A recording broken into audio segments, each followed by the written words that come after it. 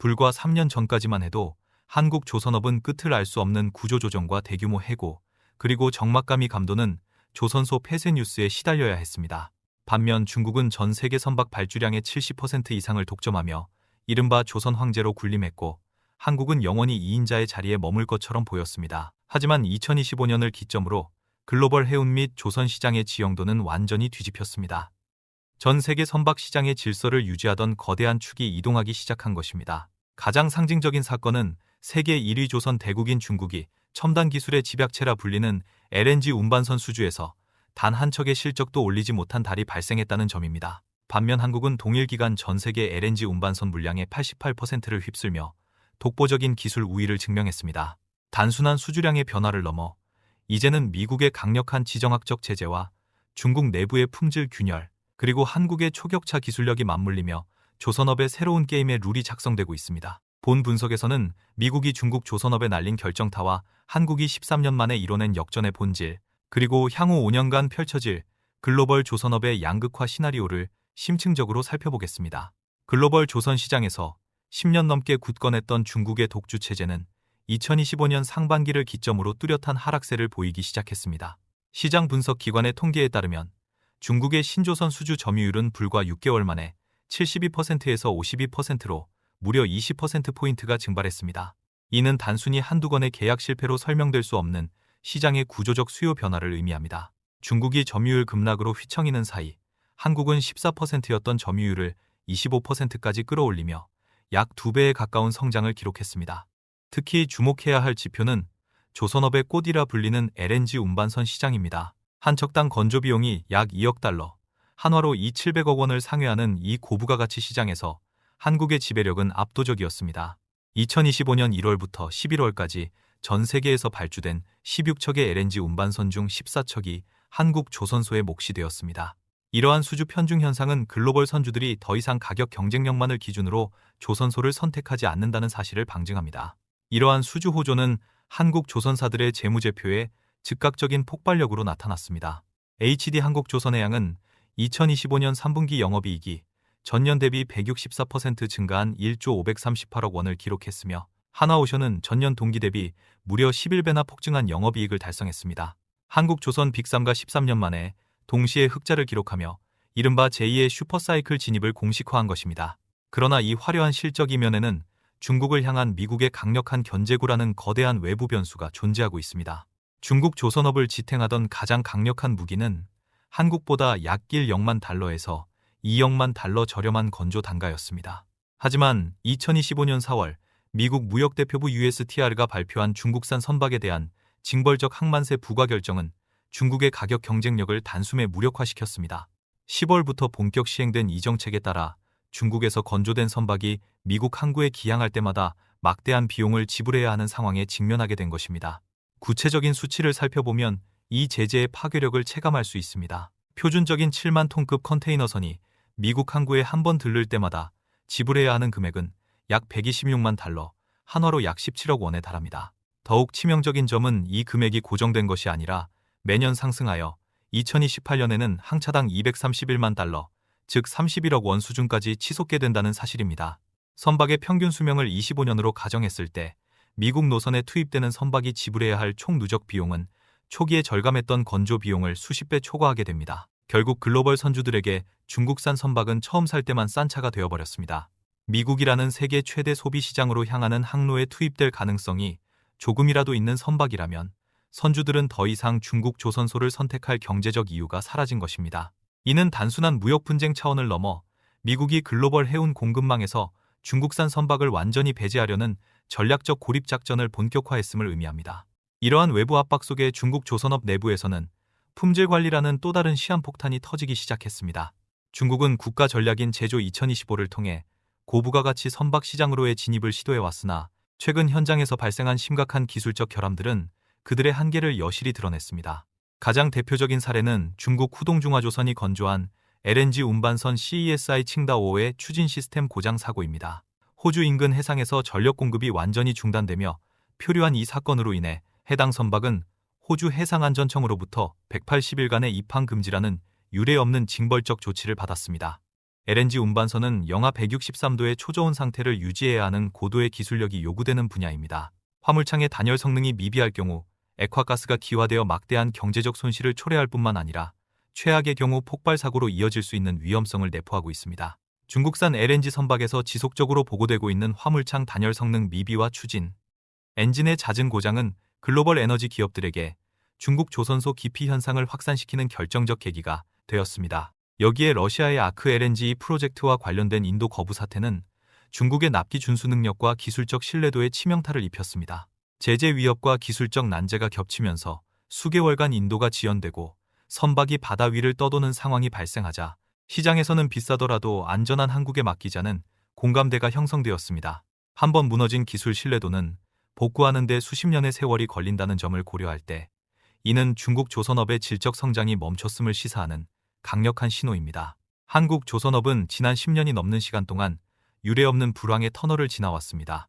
하지만 2025년 3분기 HD 한국조선해양, 한화오션, 삼성중공업 등 이른바 빅3 조선사가 동시에 흑자를 기록하며 시장의 판도가 완전히 바뀌었음을 선포했습니다. 특히 수익성 지표의 개선은 가히 폭발적입니다. HD 한국조선해양의 영업이익은 전년 대비 164% 증가한 1조 538억 원을 기록하며 시장의 예상치를 뛰어넘었습니다. 이러한 실적 개선의 핵심 동력은 선별 수주 전략에 있습니다. 과거처럼 도크를 채우기 위해 저가 수주 경쟁에 매달리는 것이 아니라 고부가가치 선박인 LNG 운반선과 초대형 컨테이너선 위주로 계약을 선점한 결과입니다. 한화오션의 경우 영업이익이 전년 동기 대비 11배나 폭증한 2,694억 원을 달성하며 체질 개선에 성공했음을 증명했습니다. 업계에서는 이를 일시적인 반등이 아닌 향후 10년 이상 지속될 제2의 슈퍼사이클의 서막으로 분석하고 있습니다. 현재 한국 조선소들은 향후 3년 반에서 4년치의 일감을 이미 확보해 놓은 상태입니다. 이는 조선사가 가격 결정권을 쥐고 선주와 협상할 수 있는 유리한 고지에 올라섰음을 의미합니다. 하지만 이러한 호황은 단순히 운이 좋아서 찾아온 것이 아닙니다.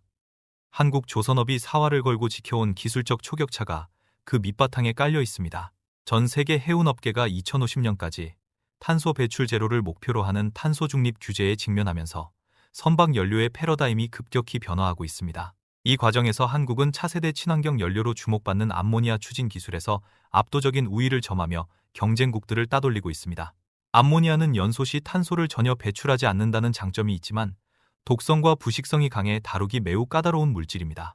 한국의 HD 현대중공업은 세계 최초로 고압 암모니아 이중연료 엔진인 힘센 엔진을 개발하며 상용화의 문을 열었습니다. 특히 주목할 점은 한화오션과 HD 현대사모 등이 공동으로 구축한 안전 시스템입니다. 암모니아 연료 파이프를 이중관으로 설계하고 그 사이에 물을 순환시켜 유출 시 즉각 차단하는 기술은 선원 안전을 최우선으로 하는 서구권 선주들에게 결정적인 수주 포인트가 되고 있습니다. 반면 중국은 여전히 엔진을 수입해 장착하는 암모니아 레디 설계 수준에 머물러 있어 한국과의 기술 격차는 최소 2년에서 3년 이상 벌어져 있다는 것이 전문가들의 중론입니다. 기술적 신뢰도가 곧 수주로 직결되는 친환경 선박 시장에서 한국의 이러한 초격차 전략은 향후 시장 지배력을 공고히 하는 핵심 무기가 될 것입니다. 그러나 한국이 기술로 앞서가는 동안 중국 내부에서는 구조적인 붕괴 신호가 감지되고 있습니다. 중국 조선업의 외형은 여전히 거대해 보이지만 내부적으로는 지방정부의 과도한 보호정책이 낳은 좀비 조선소 문제가 심각한 병폐로 자리 잡고 있습니다. 과거 파산했던 STX-달엔이 헝리중공업으로 룽성중공업이 SPS 조선소로 부활한 사례가 대표적입니다. 지방정부 입장에서는 지역 일자리 유지와 GDP 통계를 위해 수익성이 없는 조선소를 억지로 가동하고 있지만 이는 글로벌 시장 전체의 심각한 공급 과잉을 야기하고 있습니다. 경제학적 관점에서 볼 때 이러한 구조는 필연적으로 원가 이하의 저가 수주 경쟁을 초래합니다. 수요는 한정되어 있는데 생산 능력만 인위적으로 확대되다 보니 선박 가격의 하락 압력이 거세지고 업계 전체의 수익성이 악화되는 악순환이 반복되는 것입니다. 특히 2027년에서 2028년경에는 중국 내 조선 능력이 수요를 초과하면서 벌크선과 같은 저부가 가치 선박 시장의 가격 붕괴가 현실화될 것이라는 경고가 잇따르고 있습니다. 더욱이 미국의 제재로 인해 수출길이 막힌 상황에서 내부적인 공급 과잉은 중국 조선업의 재무적 기초를 흔들고 있습니다. 이러한 구조적 문제는 단순히 경영진의 판단 미스가 아니라 중국 특유의 관료주의적 경제 모델이 가진 한계라고 볼 수 있습니다. 자본과 자원의 효율적 배분이 이뤄지지 않는 상황에서 중국 조선업은 인력 문제라는 또 다른 난관에 봉착했습니다. 중국 조선업 성장의 기반이었던 저임금 고효율 구조 역시 2025년을 기점으로 빠르게 무너지고 있습니다. 중국 내 경기 침체가 장기화되면서 여러 조선소에서 노동자들의 임금 체불이 빈번하게 발생했고, 이는 대규모 시위와 파업으로 이어졌습니다. 특히 선박의 품질을 결정짓는 핵심 인력인 숙련된 용접공과 도장공들이 열악한 처우를 견디지 못하고 대거 현장을 떠나고 있는 점이 치명적입니다. 조선업은 수만 개의 부품을 정교하게 조립해야 하는 노동 집약적 산업인 만큼 숙련공의 부재는 즉각적인 품질 저하와 납기 지연으로 나타납니다. 앞서 언급한 LNG 선박의 기술적 결함들이 단순한 설계 실수가 아닌 현장의 시공 능력 저하에서 비롯되었다는 분석이 힘을 얻는 이유입니다. 숙련공이 떠난 자리를 미숙련 노동자들이 채우면서 선박의 완성도는 더욱 낮아지고, 이는 다시 글로벌 선주들의 외면으로 이어지는 하향 나선형 구조에 빠진 것입니다. 결국 임금 체불은 수주 감소를 낳고, 수주 감소는 다시 자금난을 심화시켜 품질을 더욱 떨어뜨리는 악순환의 고리가 형성되었습니다. 이는 단순한 노동시장의 문제를 넘어 중국 조선업의 근간인 제조 경쟁력 자체가 흔들리고 있음을 의미합니다. 이러한 혼돈의 시기에 우리는 조선업 패권이 이동해온 역사의 흐름을 다시금 되짚어볼 필요가 있습니다. 조선업의 역사는 새로운 기술적 패러다임과 경제적 요인에 의해 끊임없이 패권이 이동해온 과정이었습니다. 1950년대까지 세계 바다를 지배했던 영국은 산업혁명의 종주국으로서 최고의 기술력을 자랑했으나 1960년대 일본에 그 자리를 내어주었습니다. 일본은 표준화된 품질 관리와 대량 생산 시스템을 도입하며 시장을 장악했습니다. 하지만 1990년대 이후 한국이 독자적인 블록건조 공법과 공격적인 설비 투자를 앞세워 일본을 추월하며 새로운 맹주로 떠올랐습니다. 이후 2010년대에 들어서며 중국이 막대한 국가보조금과 저렴한 인건비를 무기로 한국을 밀어내고 수주량 1위를 차지했습니다. 여기서 주목해야 할 점은 패권이 바뀔 때마다 게임의 룰이 변화했다는 사실입니다. 과거에는 더 싸고 더 많이 만드는 것이 승리 조건이었다면, 현재는 친환경 기술력, 지정학적 신뢰도, 그리고 고부가가치 선박 제조 능력이 새로운 승부처가 되었습니다. 영국에서 일본으로, 일본에서 한국과 중국으로 이어졌던 해권의 흐름은 이제 다시 한국으로 돌아오는 회귀의 국면을 맞이하고 있습니다. 탄소 중립이라는 환경 규제와 미중 갈등이라는 정치적 변수가 맞물리면서 두 가지 조건을 모두 충족하는 한국이 다시금 글로벌 조선업의 중심축으로 부상하고 있는 것입니다. 특히 이러한 흐름은 민간 시장을 넘어 군사 영역으로까지 확장되고 있습니다. 현재 미국은 세계 최강의 해군력을 보유하고 있음에도 불구하고 내부적으로 상선 건조 능력이 쇠퇴하면서 함정의 유지 보수 정비 MRO 역량 부족이라는 심각한 안보적 난제에 직면해 있습니다. 냉전 이후 민간 조선소들이 잇따라 문을 닫으면서 함정을 제때 수리하지 못해 가동률이 떨어지는 현상이 발생한 것입니다. 이에 미국은 동맹국인 한국에 손을 내밀며 전략적 협력을 강화하고 있습니다. 2025년 한국의 하나오션은 미 해군과 함정정비 협약을 체결하고 4만 톤급 군수 지원함인 월리실라호의 정비 사업을 수주하여 성공적으로 완수했습니다. HD현대 역시 미 해군 보급선 앨런 셰퍼드호의 수리를 맡으며 기술력을 입증했습니다. 연간 수십조 원 규모에 달하는 미 해군 MRO 시장은 한국 조선사들에게 경기 변동에 민감하지 않은 안정적인 현금 창출원 캐시카우를 제공합니다. 이는 단순히 배를 고치는 차원을 넘어 미국이 신뢰할 수 있는 동맹국에게 자국의 핵심 해군 자산을 맡긴다는 지정학적 신뢰의 상징입니다. 이러한 신뢰를 바탕으로 한국 조선업은 이제 미 본토 시장 점유율을 확대하기 위한 보다 과감한 행보를 보이고 있습니다. 미국에는 자국 연안 운송에 투입되는 선박은 반드시 미국 내에서 건조되어야 한다는 존스법 존스 AT라는 강력한 보호무역 규제가 존재합니다. 이 법 때문에 한국 조선사들이 아무리 뛰어난 기술력을 가졌더라도 미국 내수용 선박 시장에 진입하는 데는 한계가 있었습니다. 하지만 하나오션이 필라델피아의 필리 조선소를 1억 달러에 인수하면서 이 장벽은 무너졌습니다. 미국 현지에 거점을 마련함으로써 한국의 선진 기술과 노하우를 미국 현지에서 직접 활용하여 배를 만들 수 있게 된 것입니다. 이제 현지에서 건조된 배는 미국 국적으로 인정받아 연안 운송에 투입될 수 있을 뿐만 아니라 미 해군의 신조 함정 건조 사업에도 직접 참여할 수 있는 교두보가 마련되었습니다. 이는 한국 조선업이 수출 모델을 넘어 글로벌 현지 생산 모델로 진화하고 있음을 의미합니다. 한미 조선 동맹의 완성은 한국에게는 거대한 시장 확장을, 미국에게는 노후화된 조선 산업의 재건이라는 상호 이익을 제공합니다. 이러한 변화는 향후 5년 동안 글로벌 조선 시장을 극명하게 두 갈래로 찢어놓을 전망입니다. 향후 5년간 글로벌 조선 시장은 기술력과 지정학적 진영에 따라 철저하게 양극화될 것으로 보입니다. 첫 번째 트랙은 LNG 및 암모니아 운반선, 자율운항 선박 등 첨단 기술이 집약된 고부가 가치 시장입니다. 이 시장은 압도적인 기술 격차와 미국의 신뢰를 확보한 한국이 사실상 독점 체제를 구축하며 높은 수익성을 향유할 것입니다. 경쟁자인 중국은 기술적 결함과 제재로, 일본은 생산 능력의 한계로 인해 이 흐름에서 뒤처질 가능성이 높습니다. 두 번째 트랙은 벌크선이나 중소형 탱커 등 기술 진입 장벽이 낮은 범용 선박 시장입니다.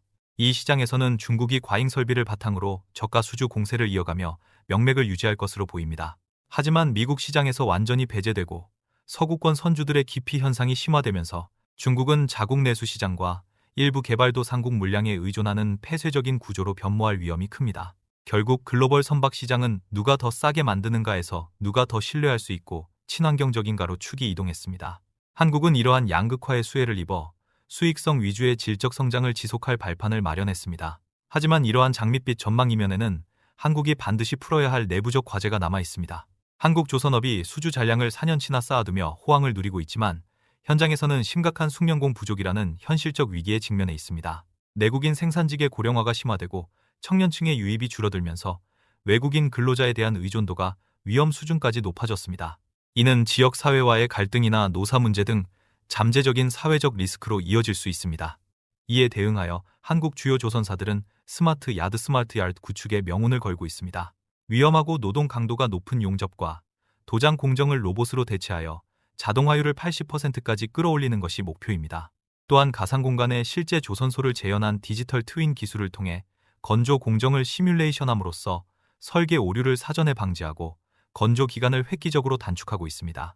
인력 부족이라는 사회적 한계를 로봇과 AI 기술로 정면 돌파하려는 이러한 시도는 한국 조선업의 지속 가능성을 결정지을 최후의 보루입니다. 결국 미래의 조선업은 노동 집약적 산업에서 기술 집약적 첨단 산업으로 재정이 될 것입니다. 중국 조선업의 위기와 한국의 부활은 우연이 아닌 기술과 정치, 그리고 경제적 효율성이 맞물린 필연적인 결과입니다. 미국의 징벌적 항만세와 중국의 품질 붕괴는 저가 공세의 시대를 종식시켰고 한국은 갈고 닦은 친환경 기술력으로 그 빈자리를 완벽히 대체했습니다.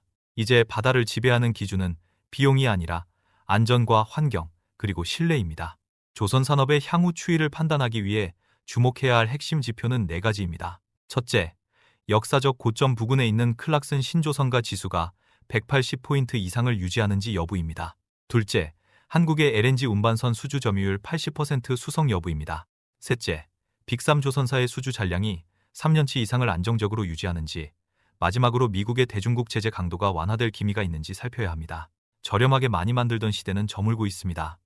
이제는 가장 깨끗하고 스마트하게 배를 만드는 국가가 해상 패권을 쥐게 될 것입니다. 그리고 그 변화의 중심에 한국이 서 있습니다. 오늘의 분석이 격변하는 글로벌 조선 시장을 이해하고 장기적인 안목을 갖추는 데 도움이 되기를 바랍니다.